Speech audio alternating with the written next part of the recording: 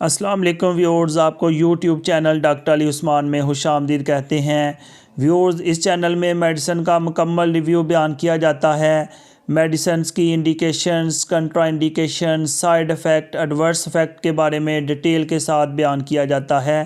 Viewers, अगर आप इस चैनल पर न्यू हैं और अभी तक हमारे चैनल को सब्सक्राइब नहीं किया तो मेडिसिन का मुकम्मल रिव्यू हासिल करने के लिए हमारे YouTube channel doctor Ali Usman को सब्सक्राइब कर लें और बेल आइकॉन पे लाजमी क्लिक करें ताकि जैसे ही न्यू वीडियो अपलोड हो आपको इसका नोटिफिकेशन मिल जाए।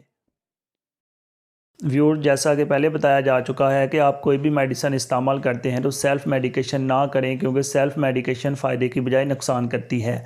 किसी भी मेडिसिन का इस्तेमाल करने से पहले डॉक्टर से लाजमी रजू करें। आप फिजिशियन या फार्मासिस्ट से कंसल्ट कर सकते हैं कि आया कि ये मेडिसिन उसके लिए ठीक है या नहीं, इसकी डोज़ कितनी लेनी चाहिए, क्योंकि जितनी भी मेडिसिन हैं उसके साइड इफ़ेक्ट्स होते हैं और फिजिशियन फार्मासिस्ट जो है वो डिसाइड करते हैं कि आया कि ये मेडिसिन आपके लिए यूज़फुल होगी या नहीं।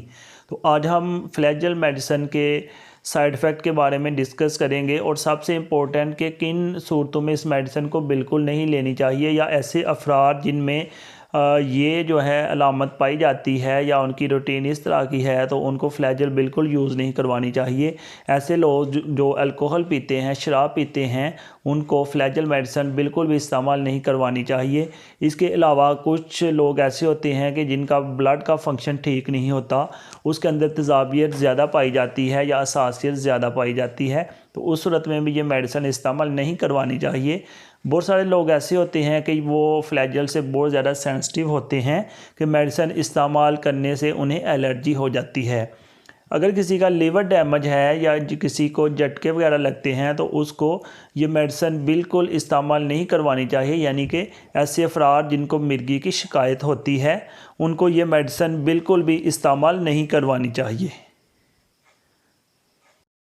इसके अलावा हम मज़ीद फ्लैजेल के साइड इफ़ेक्ट देखते हैं। अटैक्सिया एक कंडीशन है जिसमें आदमी अपनी मूवमेंट को सही तरह से कंट्रोल नहीं कर सकता। उसकी जो है वॉकिंग पैटर्न वो भी डिस्टर्ब हो जाता है, कन्वल्जन हो सकती है। इसके अलावा पेरिफेरल न्यूरोपैथी, यानी कि आदमी के जो न्यूरॉन्स हैं उसमें दर्द का एहसास होता है। आदमी के वाइट ब्लड सेल्स जो कि बाहर से आने वाली बीमारी का मुकाबला करते हैं, अगर इस मेडिसिन का ज़्यादा इस्तेमाल किया जाए तो ये वाइट ब्लड सेल्स की तादाद में कमी हो जाती है। सर दर्द, डिप्रेशन, इस तरह की कंडीशंस पैदा हो सकती हैं। इसके बहुत सारे साइड इफ़ेक्ट हैं, सिर्फ चंद यहाँ पे बयान किए जा रहे हैं कि चक्कर आना शुरू हो जाते हैं, डायरिया, इंसान को ऐसा लगता है कि उसकी नींद ठीक तरह से पूरी नहीं हुई, इंसान का मुंह जो है वो सूख जाता है जिसको हम ड्राई माउथ बोलते हैं। एलर्जी की सूरत में स्किन के ऊपर तरह तरह के रैश बन जाते हैं, स्किन जो है वो रेड हो जाती है जिसको हम फ्लशिंग बोलते हैं।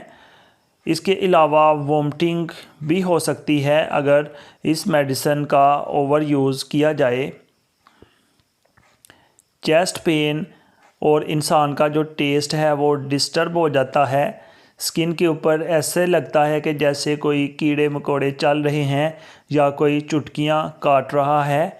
इस तरह की कंडीशंस पैदा हो जाती है, कमज़ोरी का एहसास होता है। तो ये चंद फ्लैजेल के साइड इफ़ेक्ट्स हैं जो यहाँ पे बयान किए जा रहे हैं। तो जैसा कि पिछली वीडियोस में भी बताया जा रहा है कि कभी भी सेल्फ़ मेडिकेशन ना करें, क्योंकि सेल्फ़ मेडिकेशन का उतना फ़ायदा नहीं होता जितना नुकसान होता है। व्यूअर्स, इस तरह की मज़ीद वीडियोस देखने के लिए हमारे YouTube channel doctor Ali Usman को सब्सक्राइब करें।